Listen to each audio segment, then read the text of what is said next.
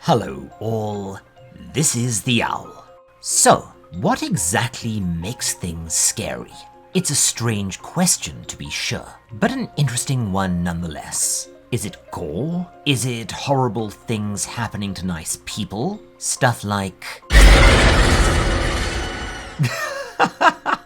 Okay, sorry, but I did warn you. Here there be jump scares, and tonight I am going to get you, because it's time for some Halloween fun. But first, an introduction. Yes, I can see you clicking off over there. Just go to the first bookmark if you aren't keen.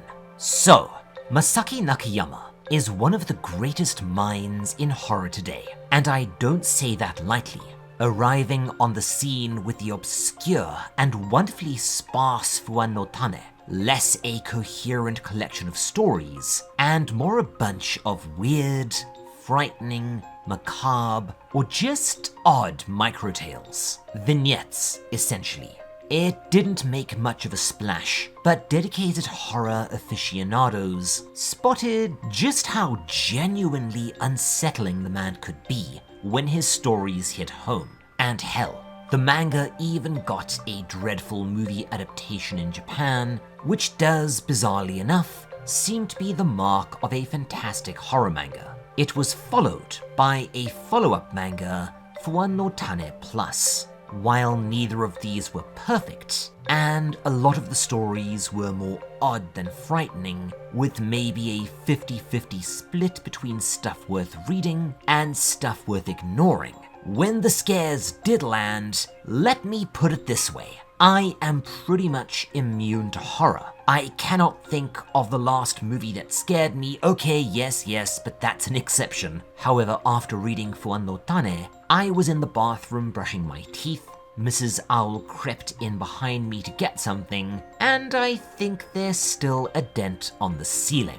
Classics like the rear guard's decision and instead of an epilogue, yes, the Biar one, I had never seen the like. Campfire tales distilled down into their essence, with the addition of genuinely creepy visuals and excellent art. Wonderful, wonderful stuff.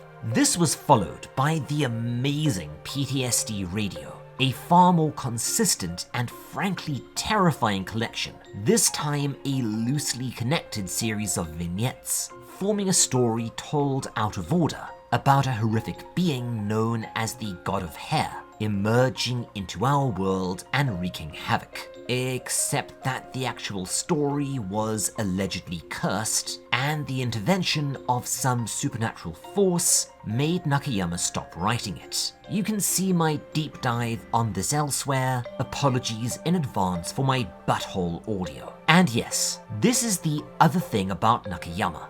He's eccentric, bordering on kooky. His blog, well, grab a translator and go give it a read. This man genuinely believes in this crap, or more likely, has a pretty entertaining kayfabe going on. Now, for most Western audiences, PTSD Radio was the end of it, as unsatisfying as that ending turned out to be. But for us obsessive weirdos, well, enter Fuan no Tane 3, aka Fuan no Tane Asterisk. And spoiler, I think it's even better than PTSD Radio. I am not kidding. Volume 1, which we'll be explaining today, has maybe 3 or 4 weaker stories. The rest range from good to bloody excellent. And there are even some direct and pretty fun references to other Nakayama stuff. So, let's get this done and then... Wait, is that a capybara I see? Well, yes it is. Because we're going to be doing things a little bit differently. The fantastic Trippy Chris will be doing part 2 next week Friday, so the 8th, and we will be trading back and forth where our schedules permit until we've got this entire sucker done. Then we'll compile it and release it on... We may have to flip a coin or 1v1 in StarCraft or something to decide. And yes, as I know how much all of you love my overlong intros, let's get this show on the road. Happy Halloween, Merry Spookmas, and welcome back to the twisted mind of Masaaki Nakayama. enjoy your stay.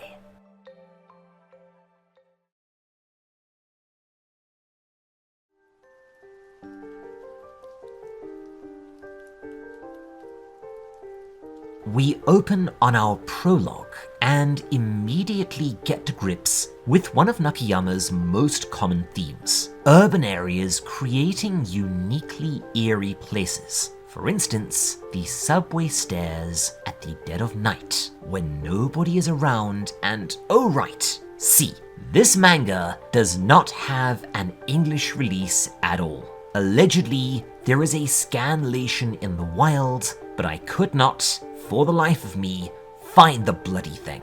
So I am going to be translating this myself. And as there's no helpful furigana, or rather the furigana was even more confusing than just plain kanji in places, I am sure that I will get a few things wrong. But I will do my best between free translation software, Google Translate, Jisho, and my own knowledge of Japanese. But I'll say right now that a few of the titles proved quite difficult to figure out, and one or two stories were odd. Feel free to let me know in the comments if I get anything wrong. Anyways, we see a man walking around said subway before moving over to a genuinely cool and spooky sequence of images and text. These essentially serve to outline Nakayama's style and thesis. A character enters a spooky area or sees or hears something weird. They choose to investigate or take things further and are then punished for it, either by encountering some kind of awful supernatural being, dying, being haunted, or at least being traumatized. In other cases, a character will just wisely choose to leave something weird alone, and it doesn't always work out for them, but their chances are better. This sort of gets explained here. Essentially, curiosity or engagement with the supernatural, occult, or inexplicable will result in bad things happening. This is a very Japanese conceptualization of horror, in that while Western tales generally involve characters who make some kind of tragic mistake or commit a sin that they and those around them are then punished for, Japanese media is more likely to have it be simple bad luck or drawing the attention of some more powerful being. You can clearly see this in films like Ringu. This leads us pretty naturally into Chapter 1, Footprints. A pair of young men are walking home one night and encounter a pair of, yes, footprints. One of them remarks that this odd image has been here for ages and looks to be drawn or spray painted on, as it doesn't fade with rain or snow. He then, for some reason, steps onto them, freezes, shudders, and then proceeds to almost walk out into traffic before his friend pulls him back. Only then do they notice that the footprints are fading.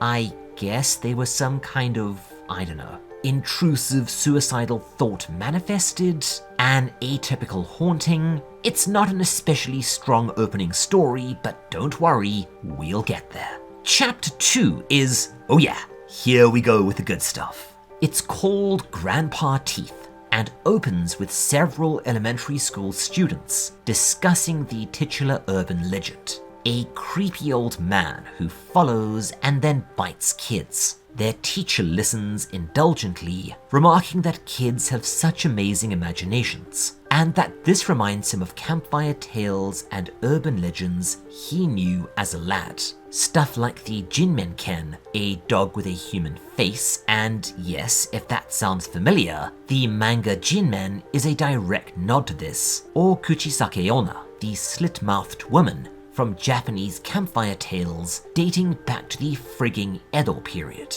He then notices something odd.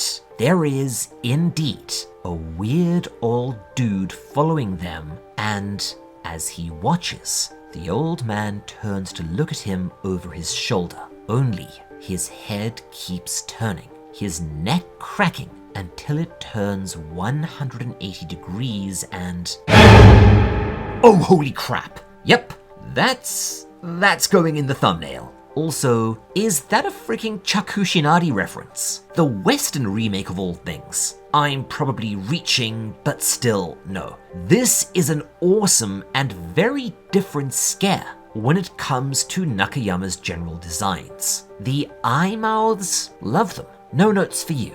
Chapter 3, Reply, was a nightmare to translate, but it's definitely grown on me once I understood it and is honestly now one of my favorite stories from this volume. If you're someone studying Japanese, this would be a fantastic example of the natural language in the wild. I did my best with Mrs. Owl's help here. In a nutshell, a trio of women are returning from a nomikai. Probably best translated as a drinking party, but okay, let me explain. See, Japan is a drinking culture. One of the hardest drinking cultures in the world, actually. Maybe once a month, sometimes more, there will be a work event where you will go to a local izakaya, somewhere between a restaurant and a bar, to eat and have a few beers. These excursions are expensive, a pain in the ass, and at least unofficially mandatory.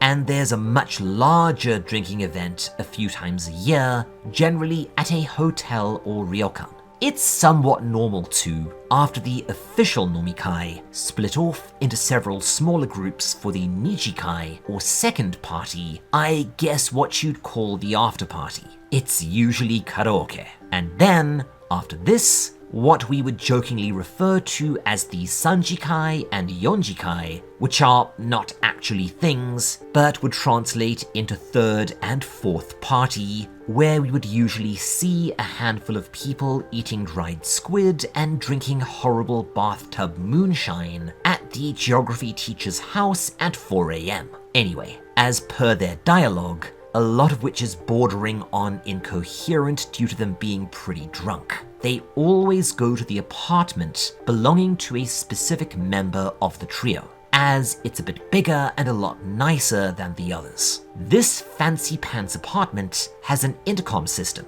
and we see that the other two women are poking fun at the third and are just being mildly obnoxious, saying that she must have a secret boyfriend living there to be able to afford this place. Not an unreasonable conclusion in Sapporo, where the story is set. So, jokingly, one of them activates the intercom in an effort to rouse said secret boyfriend, and sure enough, the intercom responds, only when it speaks, something is very wrong. The intonation is completely off.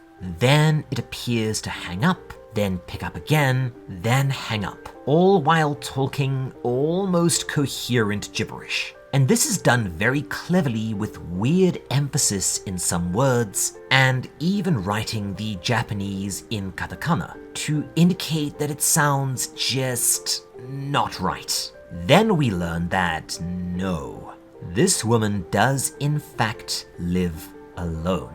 There is no secret boyfriend or anyone waiting. And okay, that's actually pretty damn scary once you get it. Her friends greeted an empty house, and the house replied via the intercom. Bloody hell. Anyways, Chapter 4, The Reason for the Detour, is almost good. The author explains that there is a shortcut to his house, but one should never go down it, and you should instead detour around the long way. The reasons as to why are simple. The lights don't work right, and instead they will sometimes turn on, then off, then on again. This sort of caution is actually a little bit uncommon in Japan, even in a big city. I mean, outside of maybe the sketchier areas of Kabukicho or Sanya, the worst you're likely going to encounter is maybe an obstreperous drunk or someone trying to set you up with a hooker. No, I'm not kidding. We do see that there's actually a bit more to this. In the next series of panels, we observe an odd figure, just visible in the distance, outlined by the flickering lights. Every time the lights turn on, said figure appears closer and closer to the reader. only moving when the lights are off. On, closer, then off, then on, closer still, then off, then...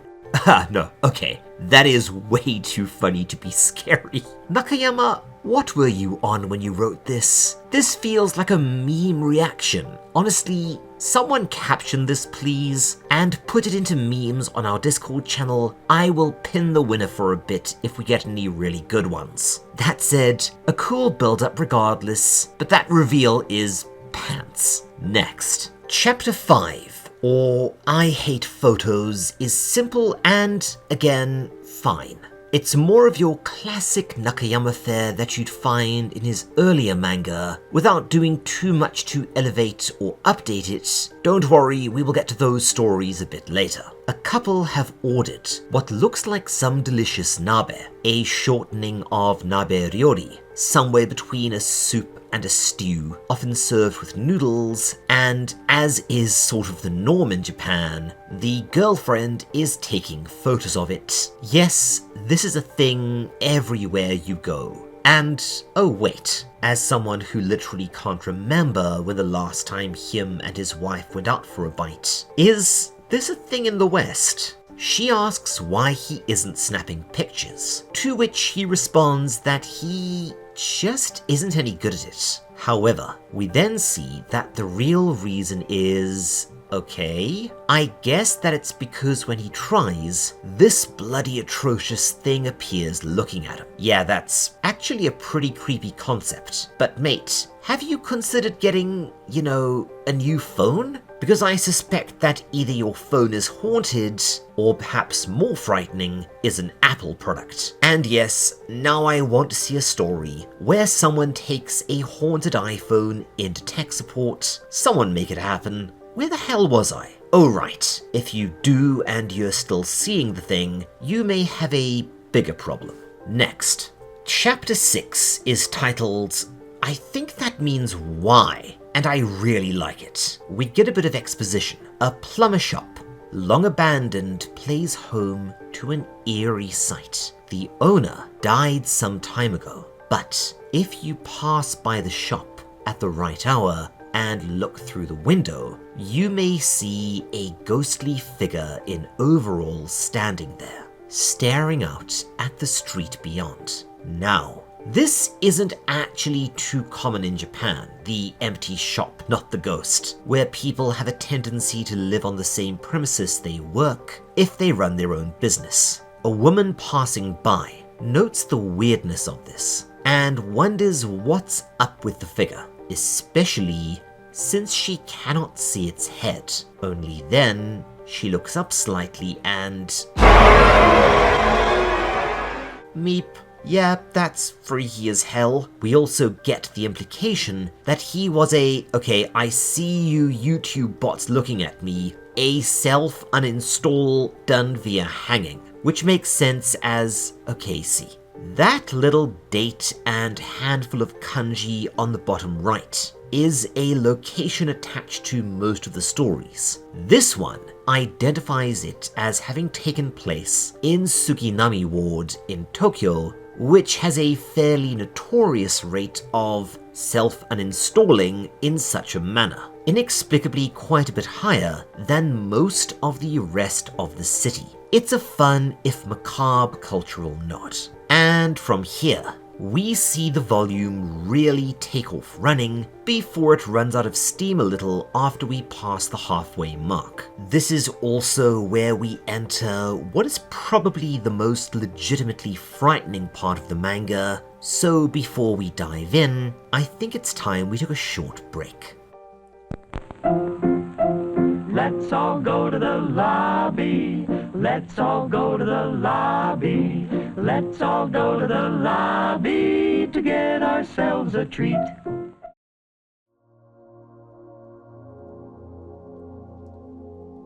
Hello all, this is the Owl, and okay, funny ad spot. What on earth to do? Nah, I got nothing.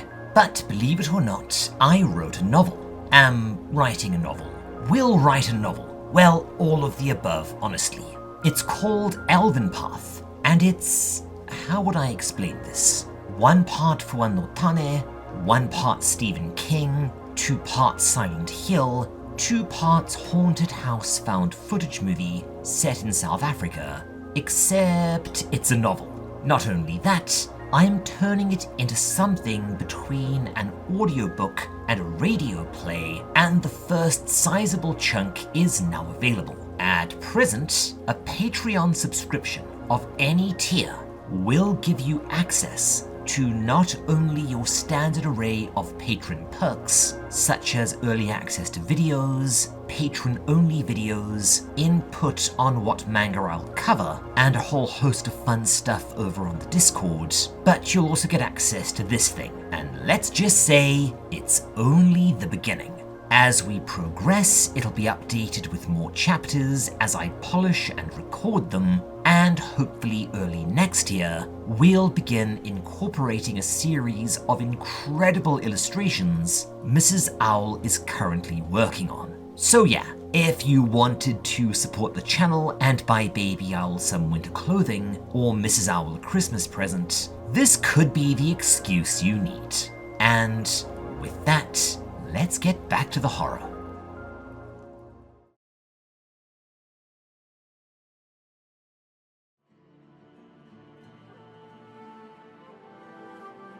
Chapter 7 is titled...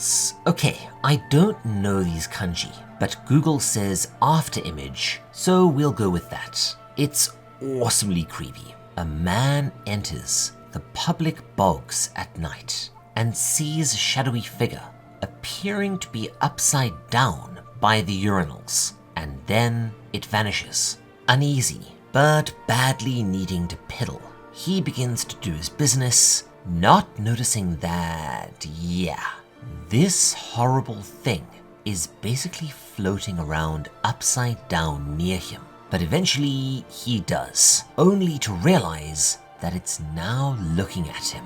Very Nakayama, and yeah, this one stayed with me for a while. Chapter 8, The Pact, is a weird one, but fascinating in its own way. It's also frankly terrifying. A man is woken at a very early hour, nearly 3:30 to be exact, by someone repeatedly ringing his doorbell and then running away. That sound effect reads ping pong, which is, amusingly enough, the onomatopoeia for a doorbell in Japan. And there's actually a children's game known as Ping Pong Dash, where you ring someone's doorbell and then leg it. Mrs. Owl informs me that this might be called Ding Dong Ditch in the West. The man gets increasingly annoyed and looks through the peephole, seeing... Oh, that's not good. His own face, except the eyes and the mouth, are uniformly black. Yeah. There's something about this idea of seeing your own reflection but horribly wrong that Nakayama loves, and I will admit is genuinely scary. I mean, yes, the mirror-based jump scare gag has been done to death, so much that I'm more surprised not to see it in media now, but this is a fun variation.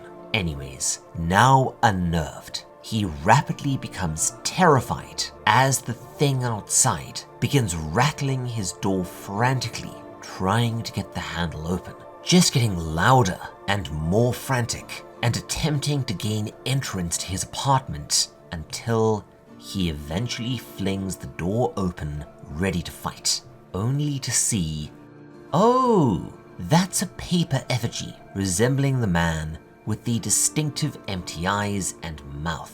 And this is almost certainly a nod towards Ushi no Toki Mairi, which you've almost certainly seen in some form, and I explain in detail in my, I think it was that terrible old Chainsaw Man series that I put way too much work into. So, in a nutshell, one of the more common items of traditional Japanese occultism involves a ritual where someone wearing an iron ring or rope adorned with candles as well as a robe hammers nails into an effigy of someone they hate in the very early hours of the morning for a week. Being seen doing this breaks the curse, but if you are able to do it unobserved for a whole week, your target will allegedly die. Now yeah, this is a bit of a reach as not all the details line up here, but it's still almost certainly at least a nod, as Nakayama himself is a big fan of that imagery, as we saw in PTSD Radio, if I recall. Anyways, Chapter 9 is brilliant. A pitch-perfect campfire tale without a single character involved at all. It's actually a really simple story, but probably a contender for best one in Volume 1. Inside a local supermarket is a specific area near a discolored wall, a specific location in said supermarket's loading bay. There is something just very wrong with it. Any food placed here will rapidly go off. Any equipment placed there will malfunction. Multiple workers have sustained serious injuries in the area, and it is now completely avoided. Eventually, in an attempt to fix the issue, the wall was torn down, revealing a strange space. On entering, something unpleasant was seen, standing there in the gloom. But when illuminated... no, seriously, take that thing away right now. That freaks my balls off. Bloody hell, Nakayama. A figure constructed entirely of horrible old doll heads with their mouths scratched off and no. Next. Here we go. One that's not scary at all. The title translates as, I think it's a strange combination of invitation and mouth. Anyone with some better Japanese than mine want to correct me in the comments? Feel free. Short version, not especially interesting, honestly. Two friends are walking down the street, with one talking about the building they're passing, a laundromat which is constantly getting crashed into by cars in grisly accident after grisly accident. Friend 2 seems completely disinterested, offering the Japanese equivalent of minimal responses like, oh, and aha, before saying something completely insane. My mouth is wide open, which naturally makes friend 1 go, what the hell did you just say? They continue walking with him denying he said that, and we see an apparition of a huge open mouth where the building is. Yes, Nakayama, sometimes I accidentally swallow an entire psilocybin before going to bed too. From here on out, get a few weird ones interspersed with absolute bangers. Let's take a look.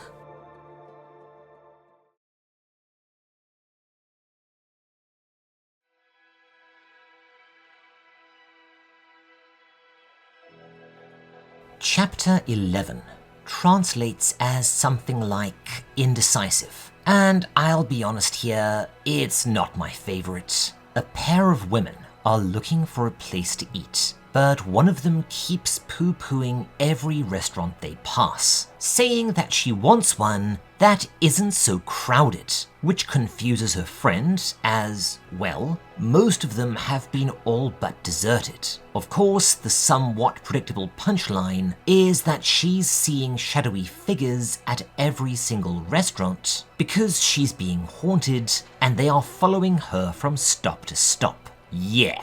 This isn't even the first Nakayama story with this sort of theme, so meh. Next. And speaking of stories that were both a nuisance to translate and difficult to follow, Chapter 12 probably translates as the memories are drawing nearer, but don't hold me to that. The narrator tells us that, for the longest time, he's had an odd dream. It's always the same.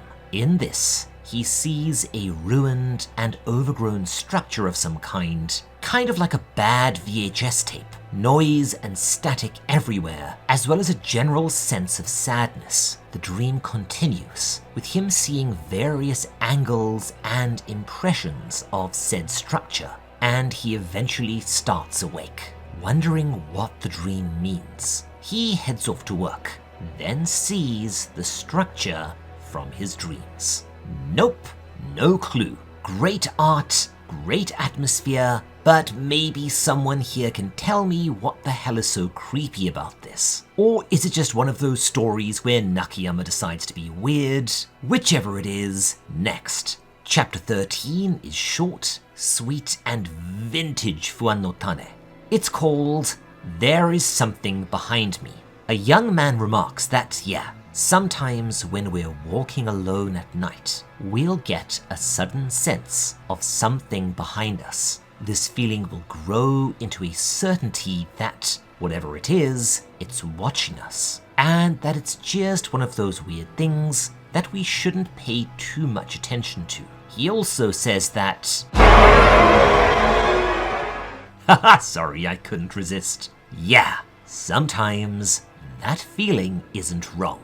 And from this point on, the volume rocks out for a bit, and then sadly, it's kind of downhill. Oh right, and this is where we start getting all of those fun nods and references that I mentioned in the introduction section that you probably skipped. Let me show you a perfect example. Chapter 14, Gratitude, is the first one that I have to spotlight. A woman sits on a train at night, and yes, both the character and the setting remind me a lot of, well, the start of PTSD Radio. The woman is mildly irritated when a stranger sits down next to her. This is a pretty big violation of train etiquette in Japan, especially when there are open seats everywhere. Of course, it's this creepazoid from, I can't find it now, but I'm maybe 99% sure that I've seen it somewhere in another Nakayama manga, and this is really... Holy crap, nope, that got me. In a completely out of nowhere second scare, the thing's mouth splits open, and it goes from a weird looking woman to this snake-like thing. It's actually as freaky as turtle dicks and a clever subversion of Nakayama's normal style. It's saying something like, I could see it, but I'm not 100% sure, and I don't know how it ties into the title. But again, this is what I would call an elevated Nakayama story, as when we go in, it seems to be his normal setup and payoff style, but there's a way creepier backdoor scare right after what we think is the payoff, and that's genuinely clever. This double scare fake out into massive second scare is something you'll also see a lot of in the manga we'll be covering next. Oh boy, just wait until that one. I am excited.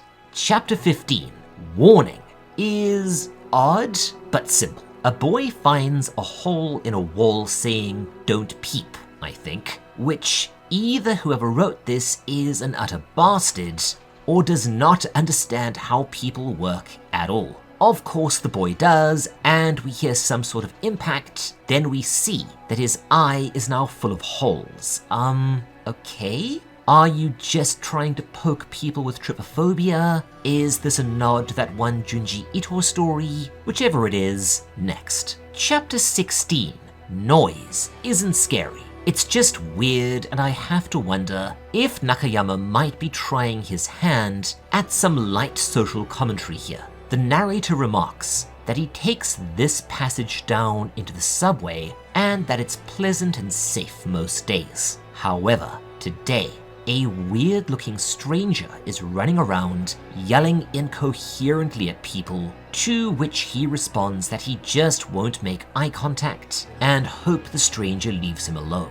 Sure enough, the stranger does run up to him and frantically yells weird noises at him, and okay. After rereading this, I think the implication here is that the stranger is asking for help, but the narrator doesn't understand him for whatever reason. Buried behind the noise are the kanji for help me. I have to wonder if, again, Nakayama is pointing out something that is unfortunately quite common. A very Japanese phenomenon. As looking at the stranger, it may well be a situation where a foreigner or tourist is lost and trying to get help by frantically Englishing at people until someone either understands them or locates someone who can translate. The features of the monster could actually support this, although I will admit that it's a bit of a reach. That said, you do also sometimes find drunk or, let's be frank here, mildly crazy people accosting strangers in the subway passages, so I'm not sure. It's an interesting story. Chapter 17. Things that are alive? ? I don't know. A woman lies awake in bed, staring at the ceiling, and talking about how her house is weird, mildly unnerving, and she always has the sense that something is watching her. She wonders if it might be some local spirit or god of the house. Yes, even though Buddhism is the order of the day in Japan, most Japanese people do have at least a bit of Shinto somewhere in their belief system, and stuff like various local gods, protective spirits, and devils are essential to this. And yeah, this again is something that Nakayama loves to play with. Sure enough, we see that the ceiling slowly forms shapes that resolve into, oh, hey there, it's been a while. It's that creepy bloody thing from Fuan no Tane Plus. If I recall, it was some sort of corrupted guardian spirit. A neat little vignette, and also a fun reference for folks who have read Nakayama's early stuff. Chapter 18 is kind of cool, and also yet another fun reference to PTSD Radio this time. The title, however, is another indicator of how much of my bloody kanji I've forgotten over the years, as I don't think I understand it. I'd have to guess that, well, it's a bit of a pun. It reads Machi Nari, with Machi meaning town, or I think in context, referring to the commercial center of a city, and Nari meaning, rumbling? Thunder as in kaminari? A loud noise, I'm guessing. But of course, machinari can be read as machinery. Yes, I swear, 98% of Japanese humor that doesn't revolve around sex is made up of groan-worthy dad jokes. Anyway, it's some horrible hour of night, and a man cannot fall asleep for some reason. He instead stands there, gazing out over the slumbering city, finding the atmosphere calming, with the various nighttime noises merging together into a comforting drone. He then isolates out a weird metallic noise that seems to come and go. He believes that it's distant machinery, but has no idea, and while he doesn't know what it is, he also realizes that he has no desire to find out. We see that the sound is actually being caused by, oh holy crap, I think it's this thing chewing through the wall. And this is almost certainly a nod to PTSD Radio, as there was a creature in that which had a similar mouth. Does Fuan no Tane Asterisk take place in the same universe as PTSD Radio? Are we going to get God of Hair stuff in the later volumes? We'll see, I guess, but I'm cautiously optimistic. Next, Chapter 19 is another odd one, because the title appears to be nonsense. Adama. I think it's supposed to be a pun on atama, or head, but I do not know what the hell Adama means. The story is just as odd. A patient at a hospital, who I think is implied to have some kind of mental issue, is staring vacantly at a tap running into a sink. He is then approached by a nurse, who asks him if he's okay, and he says, yeah, he was just watching the water running, but apologizes and goes to bed. The nurse, exasperated, notes that this has been an ongoing problem with the man, but as she leaves, something begins to rise from the drain, slowly resolving into, some kind of horrible shadowy head thing that keeps saying water or mizu. No idea, moving on. Chapter 20 is another water-themed one, titled Standing on the Water, and this feels more like a showcase of Nakayama's artistic chops and wonderful atmosphere crafting than anything else, because the final revelation for this one is... you'll see. The narrator talks about constantly observing an odd apparition out on the outskirts of a city, apparently walking on the water under a specific bridge. He didn't think anything of it at first, and then gradually became used to it. One day, he spotted some trash floating downstream and getting tangled in the reeds. Being a good sort, he attempted to fish it out, but for some reason this provoked the creature to leave its spot under the bridge, and it began following him from there on out whenever he was near water. A really cool atmospheric piece that is spoiled by the creature looking like... no, what is that? The Necronomicon with legs? I don't know, it's a silly design. Next. Chapter 21 is, well, it's yet another odd one, but it's also one that I love. It's very difficult to translate as it's talky, but from my understanding, a young woman is passing through a crowd, and we learn that she has some kind of mild ESP. She can literally see other people's lies, and they bother her a lot. Even the tiny little white lies that we tell every single day. Stuff like, yeah, I do have plans for the weekend, sorry. Or, my bad, I couldn't come, I was busy with chores, sort of thing. However, she also muses that lying is an essential part of the human condition, and that a being without the capacity to lie would probably be quite warped. Segueing into... nope, that's scary as hell. I'm not quite sure what's going on here, but apparently this is what something that cannot lie would look like to her. I'm not sure why something that cannot lie looks like my nightmares that one time I ate expired sushi from Lawson's, long story, but it's a creepy ass visual nonetheless. Chapter 22, Kanashibari, is pretty self-explanatory. Kanashibari is the Japanese term for, or at least the closest term to, what we would refer to as sleep paralysis. Maybe night terrors. There's not much here. Basically, the narrator attempts to explain what it's like when you wake up in a sort of horrible nightmare state, but cannot move your body, visualizing it as being held in place by dozens of awful arms. Ugh. Next. Chapter 23, or Carried on the Wind, is one that's more funny than scary. A bunch of students are sitting in class with a strong wind howling outside. A few of them are evidently bored, staring out of the window when the wind blows some sort of ghastly severed head past them. It stops, looks down at the girls, then blows on further. A few of them remark that something weird just got blown past by the wind, but dismiss it as a plastic bag from a nearby convenience store. No idea. Next. Chapter 24, or I think it's something like confirming a negative? A man, home alone at night, keeps seeing something out of the corner of his eye. We see that he's actually been seeing, oh dear, this nightmare outside of his window. And the text at the bottom reads something like, there are many things in this world that we don't need to know about. No disagreement here. Next. Chapter 25, Later, is another odd one.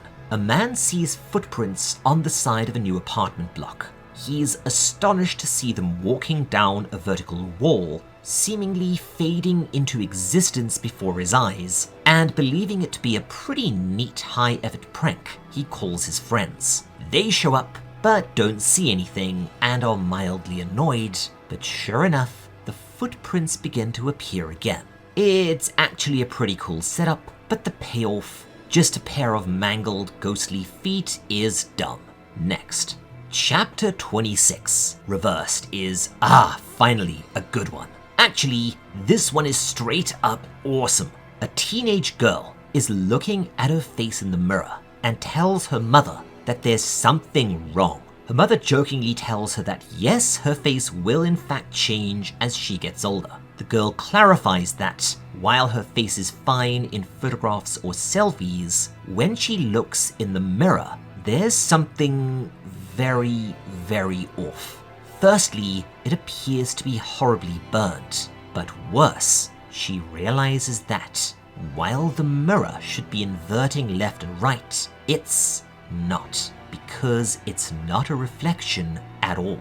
There is something else, something looking out of the mirror at her. Oh sweet Jiminy Christmas, what is that? No, seriously, it's terrifying. But I swear this is a nod to something I've seen before. Anyone know? Chapter 27. This has been really good kanji practice, by the way. I think it means self-control or something close. It's another weird one, reminding me more of a very classic Nakayama story. A woman waiting at a bus stop muses that there's a weird bus that sometimes pulls in. It appears to be completely empty and nobody else pays it any mind. However, whenever it pulls up, its doors open in front of her and she is faced with a powerful intrusive thought to just get on. Okay, anyways, the remainder of this volume is kind of meh, or I guess as you kids would say mid, but there are still some good ones in there, so let's crack on. And yes, if you're hearing any weird sounds in the background, don't worry, it's probably not ghosts, and is almost certainly Baby Owl being adorable.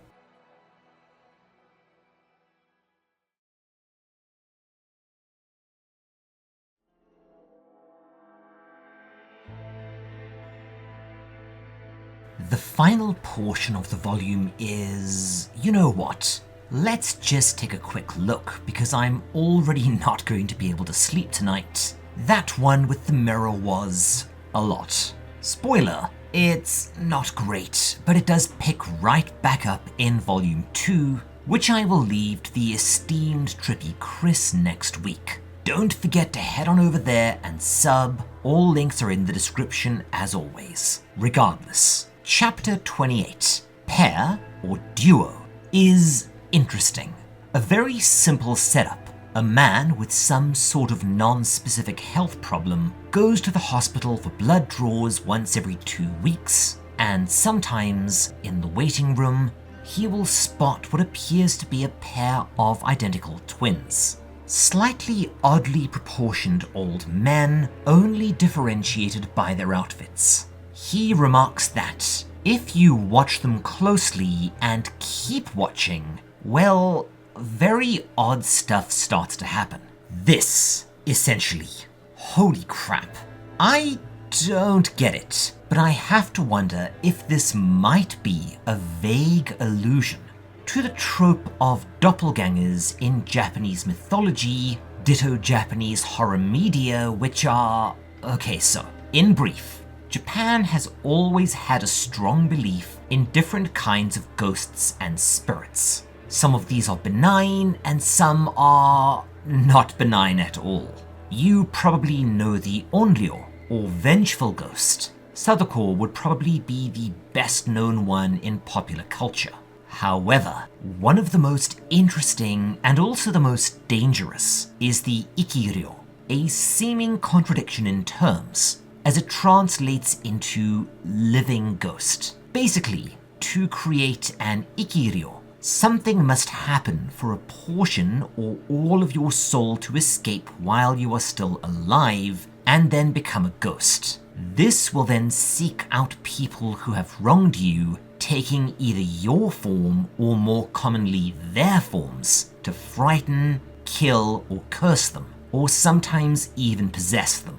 There are some variations of this story where an Ikiryo is caused by extreme sorrow, regret, or even unrequited love. Exceptionally strong emotions causing something between a poltergeist, a ghost, and a doppelganger. Regardless, the sheer number of Ikiryo in Japanese mythology is probably why doppelgangers or doppelganger-like beings are such a mainstay in Japanese horror fiction, much in the way that curses are. This sort of semi-mythological, almost pseudo-religious traditional belief going back thousands of years. Anyway, not a very good story, and I'm almost certainly reaching. Chapter 29, Nade Nade, is a weird one to translate, as nade nade is somewhere between slang and an onomatopoeia for stroking, or petting is a weird word for people. Like tussling someone's hair, for instance, caressing, I don't know. Anyways, a woman walking home alone hears someone going nade nade, or, yeah, again, hard to translate, pet me, maybe. This keeps going until she sees, oh yeah, that's not good.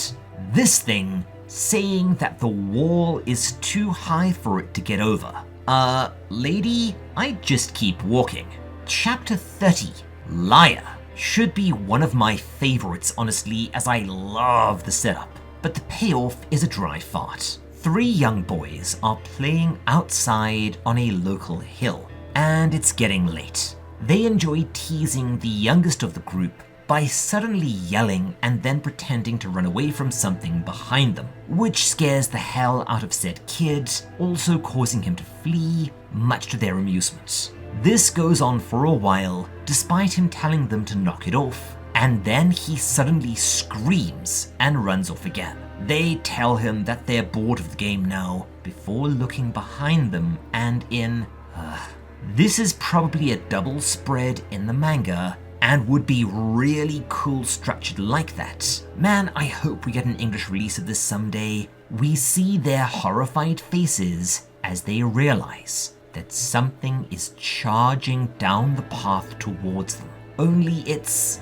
Damn it, Nakayama, where's my scary face? I feel rather cheated here, as this was a chance for a real banger, not, Googly Eyes Earbard Thorn? Now there's a reference for you. Anyway, our final story of the volume is, I'm not sure how this is read. Love Demon? Yeah, I don't know. Is the title Tsukima a pun of some kind? Schema? Anyways, it's very, very simple. A man is walking down an alley, then peers into another alley, remarking on how unusually dark it is. Pitch black, in fact. He can't see it. Yup, something can see him. And it's probably one of the biggest scares in the volume, as well as closing it out, fortunately on a high point. And yep, that's it for today, folks. A reminder, next week, head on over to Trippy Chris's channel for part 2, and we'll pick it back up here at a later date. Alright, we actually do get a sort of outro page that reads as something like, what the seeds contained within this volume grow into will depend on the imagination of you, the reader. So, there we have it, folks. Fuan no Tane Asterisk, Volume 1.